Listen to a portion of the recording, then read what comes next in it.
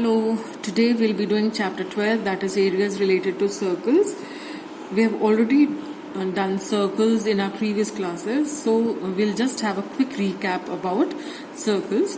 Circles, as we all know, is a locus of all those points which are equidistant from a fixed point, and the fixed distance is called the radius. Okay, so all those points which are equidistant equal distance पर है ना from a fixed point. This fixed point is called the center of the circle, and this fixed distance is called the radius of the circle.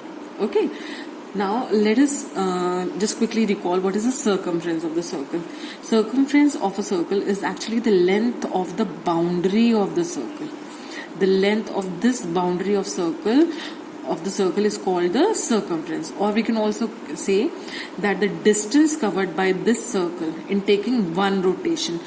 जब ये circle एक rotation लेगा, है ना, मतलब एक बार अगर if it starts from here और वापस घूम के जब ये यहीं पर वापस आ जाएगा एक रोटेशन लेने के बाद, तो ये जो डिस्टेंस कवर किया गया होगा, तो this distance will be called the circumference of the circle. तो जब सर्कमफ्रेंस के बारे में मैथमेटिशियन स्टडी कर रहे थे, तो व्हाट दे ऑब्जर्व कि अगर वो अलग अलग साइजेस के सर्कल्स लेते हैं, and if they find out the circumference of the circles, कैसे find out करे थे circumference? At that time they didn't know about the formula of the circumference. अब फॉर्मूला तो उन्होंने बाद में डिराइव किया, तो पहले वो कैसे circumference निकाल रहे थे? They were calculating the circumference using this technique. They were finding out the length of the circle in taking length of the distance covered by the circle in taking one rotation. तो एक rotation में circle जितना distance cover कर रहा था, उस distance को उन्होंने सर्कमफ्रेंस ऑफ द सर्कल मान लिया. तो उन्होंने ऑब्जर्व किया कि जो सर्कमफ्रेंस ऑफ द सर्कल हर बार आ रहा था, वो उसके डायामीटर का अप्रोक्सीमेटली 3 टाइम्स था. तो सर्कल का जो सर्कमफ्रेंस निकल रहा था, उन्होंने जितने भी एग्जांपल्स लिए, मतलब अलग अलग डायमीटर्स वाले, अलग अलग रेडियस वाले जो उन्होंने सर्कल्स बनाए, उन्होंने हर केस में ये ऑब्जर्व किया कि जो सर्कमफ्रेंस था that was approximately equal to 3 times the diameter. To be more precise, जो सर्कमफ्रेंस उन्होंने निकाला that was equal to 3.14 times the diameter. Now this value they further defined it as pi. So pi is actually the circumference divided by the diameter of a circle. तो अगर आपसे कभी भी कोई पूछे कि what is pi, तो you can also say that the circumference of a circle divided by its diameter is equal to pi. ठीक है.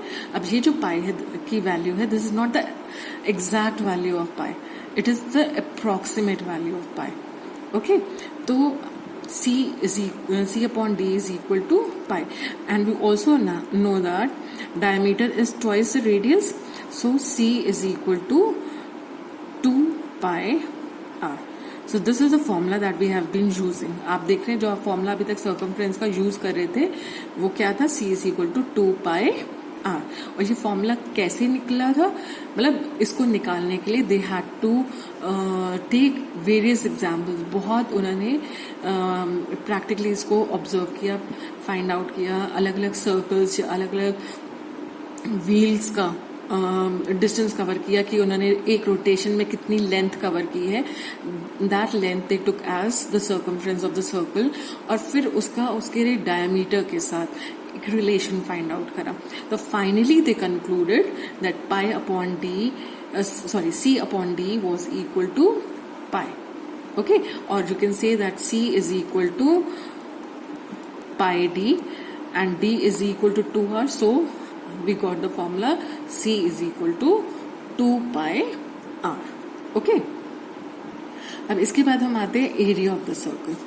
अब अगर आप एक सर्कल कंसिडर करते हैं, इस सर्कल का सेंटर हमने लिया O. Now let us divide this circle into, say suppose we are dividing it into 8 parts. अब अगर मैं इन पार्ट्स को नंबर कर दूं, let me just take out this part. आप देख रहे हैं ये पार्ट को, ये जो शेप है इसको आप क्या कहते हैं? You already know this shape, this is a sector, this is a sector of a circle. तो अगर मैं सेक्टर ऑफ द सर्कल को बाहर निकालूं, सपोज मैंने इसको ऐसे बाहर निकाल लिया, ओके, लेट दिस बी 1। अब मैंने ये 2 जो है सेक्टर इसको निकाला and I try to arrange it like this. फिर मैंने 3 को निकाला और मैंने इसको ऐसे अरेंज करने की कोशिश की। फिर 4, then 5, then 6, then 7 and finally the 8th one. तो आप देख रहे हैं ये जो शेप कुछ बनी, ये कुछ रेक्टेंगल जैसी लग रही है ना? तो हमने क्या ऑब्जर्व किया कि अगर हम ये सर्कल के पीसेस निकालकर अरेंज करते हैं तो ये कुछ रेक्टेंगल जैसी शेप ले लेता है। तो अगर हम इसके थोड़े और छोटे पीसेस करें तो हम देखेंगे कि जितने छोटे इसके पीसेस होते जाएंगे उतना ज्यादा ये एक रेक्टेंगल को रिजेंबल करने लगेगा, है ना? तो आप एक चीज और ऑब्जर्व करिए कि ये जो आपने अरेंज किया है, this is actually forming the boundary of the, this is the boundary of the circle. और ये जो बाउंड्री ऑफ द सर्कल है, आप इसको रेक्टेंगल की लेंथ पे अरेंज कर रहे हैं। ये रेक्टेंगल की लेंथ है ना, तो रेक्टेंगल की लेंथ पे हम इस सर्कल की बाउंड्री को अरेंज कर रहे हैं। तो ये जो बाउंड्री आपने देखी है, this should be actually equal to 2 pi r, है ना? क्योंकि सर्कमफ्रेंस को आप अरेंज कर रहे हैं, सर्कमफ्रेंस होता है 2 पाई आर। तो ये जो बाउंड्री है, this is equal to 2 pi r. लेकिन आप देख रहे हैं आधी इधर अरेंज्ड है और आधी इधर अरेंज्ड है, तो आपने पाई आर इधर अरेंज किया और पाई आर इधर अरेंज किया, okay? And this is actually the radius. आप ये देख रहे हैं ना, ये रेडियस था, है ना? तो दिस इज द रेडियस। तो जब आपने इसके बहुत छोटे छोटे टुकड़े कर दिए और फिर उनको अरेंज किया such that it exactly represents a rectangle, तो भी होगा तो यही, आप उसकी जो पीसेस होंगे उनकी बाउंड्री को ऐसे ही अरेंज करेंगे, है ना? बस ये होगा कि वो थोड़े से पीसेस और छोटे हो जाएंगे। तो अगर आपको ये जो रेक्टेंगल बनेगा इसका एरिया कैलकुलेट करना हो, ये एक्चुअली में तो आपने सर्कल को ही अरेंज करा है यहाँ पर, तो एक तरह से जो एरिया ऑफ द सर्कल होगा वो आपका एरिया ऑफ द रेक्टेंगल के इक्वल होगा।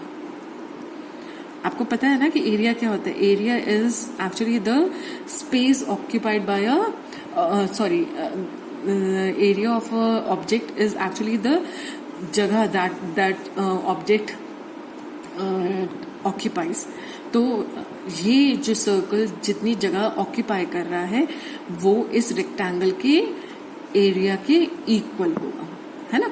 अब रेक्टेंगल का एरिया हमें पता है लेंथ इनटू ब्रेड्थ होता है, यही होता है ना? और आपने देखा कि इस रेक्टेंगल की लेंथ तो पाई आर है और इसकी जो ब्रेड्थ है that is r. So the area of the circle comes out to be pi r square, okay? तो हमने कैलकुलेट करा कि area of the circle is pi r square. I hope you have understood this. So now let us start with question 1 of exercise 12.1. जो पहला question हमें दिया हुआ है that is the radii of 2 circles are 19 centimetre and 9 centimetre respectively. Find the radius of the circle which has circumference equal to the sum of the circumference of the 2 circles. आपको 2 circles दिए गए हैं, एक का radius है 19 centimetre और दूसरे का रेडियस है 9 सेंटीमीटर। अब आपको कहा जा रहा है कि आपको एक ऐसा सर्कल बनाना है जिसका सर्कमफ्रेंस इन दोनों सर्कल्स के सर्कमफ्रेंस के बराबर होगा। अगर इस सर्कल का सर्कमफ्रेंस सपोज C1 है और इस छोटे वाले सर्कल का सर्कमफ्रेंस C2 है, तो हमें एक ऐसा सर्कल बनाना है जिसका सर्कमफ्रेंस इन दोनों सर्कमफ्रेंस के सम के बराबर होगा, ओके?